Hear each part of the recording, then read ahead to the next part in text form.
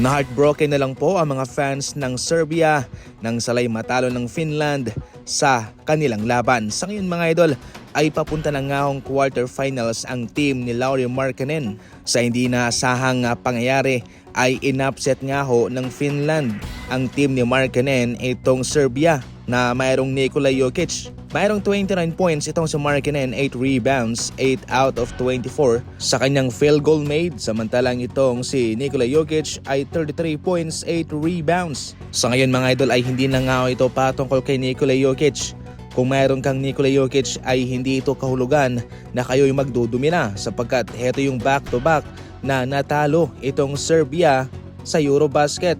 Nung una laban sa Italy, ngayon naman ay laban sa Finland. Bago pa man to sa mga nagdang laban ay gumagawa na nga ng ingay itong si Markkanen at kabilang siya ngayon sa mga hinahangaan.